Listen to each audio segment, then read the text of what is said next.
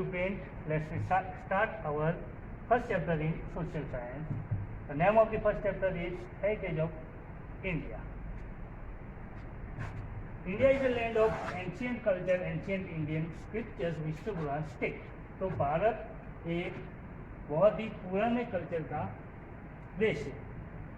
हमारे ancient scripture Vishnu पुराण में ये लिखा गया है कि उत्तरम यश्च समुद्रस्य हिमाद्यस्य व दक्षिणम वर्ष तद भारत नाम भारती यत्र संसद. Meaning it means India extend from the Himalaya in north to the Indian ocean in the south. तो भारत नॉर्थ में हिमालय से लेके साउथ में इंडियन ओशन तक फैला हुआ है. In the beginning of any auspicious ceremony, Bharatvarsh, Bharatkhand, Jambudvip and Aryavrat etc. are used while taking any resolutions of. तो पुराने ज़माने में कोई भी धार्मिक कार्य करते समय भारतवर्ष, भारतखंड, आर्यव्रत, जम्बूद्वीप ऐसे नामों से भारत को संबोधा जाता था.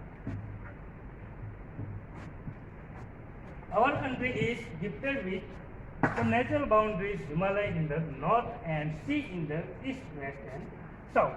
तो हमारा देश भारत वो चारों तरफ से नेचुरल बाउंड्री से घिरा हुआ है. जैसे कि उत्तर में देखा हुआ है और पूर्व पश्चिम और दक्षिण में देखे तो समंदर आया हुआ है.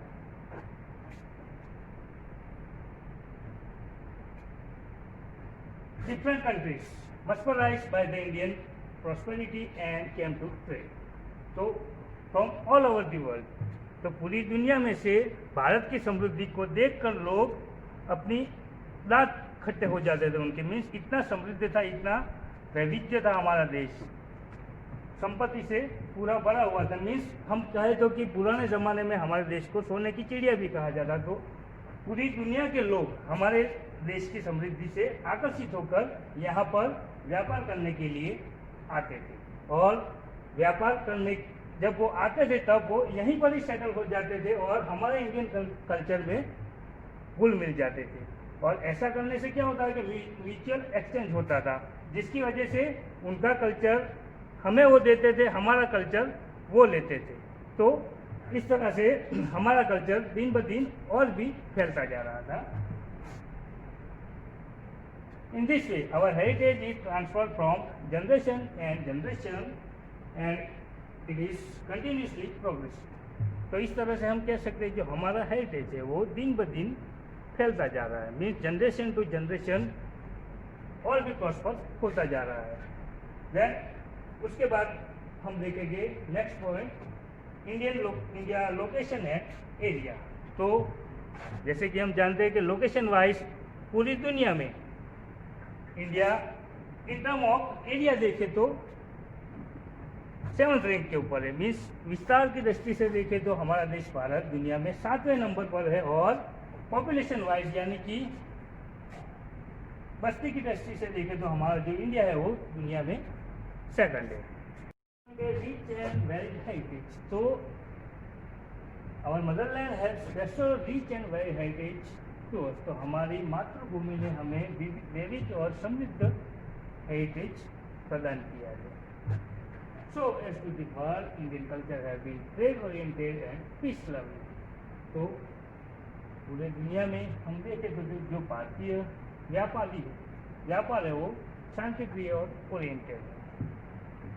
सचित एंड आनंद are realise from Indian culture. तो हमारे कल्चर में सचित और आनंद ये रियलाइज होता है. Beside this Indian culture prospered with mutual exchange of different culture of other countries which came to India and settled here. तो इसके अलावा जो हमारा देश है, जो बाहरी देशों में से हमारे यहाँ व्यापार करने के लिए लोग आए और यहीं पर ही बस गए, उनके कल्चर के भी साथ हमारा कल्चर मिलजुल गया. उनके साथ म्यूचुअल एक्सचेंजेस बढ़ती गई. They have accepted the value of non-violence and peace. तो उन लोगों ने भी, जो बाहर से आए हुए लोगों ने भी हमारी जो वैल्यू है नॉन वायलेंस और पीस की, वो उन्होंने एक्सेप्ट की। People right from the beginning of industrial civilization till today have made our country rich and wealthy with their intellectuality, ability, talent and skill.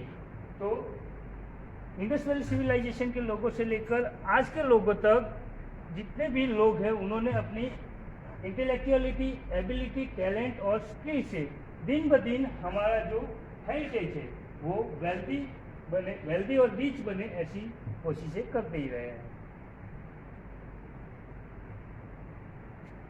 Innumerable scholars, thinkers, artisans, saints, scientists and historians have contributed to the growth and development of our culture. तो कई सारे विद्वान, विचारक, artisans, sages, cents और scientist और कई सारे historians ने अपने देश के, अपने कल्चर के ग्रोथ और डेवलपमेंट के लिए अपने की तरीके से अपना योगदान दिया है। Culture is a sum of habits, value, customs, tradition and conduct of lifestyle of human life. Culture का मतलब क्या है कि ऐसा सम जो मानव जीवन के अनुसार उनकी हैबिट, वैल्यू, कस्टम्स और ट्रेडिशन इन सबको कंडक्ट करे उसे कहते हैं कल्चर।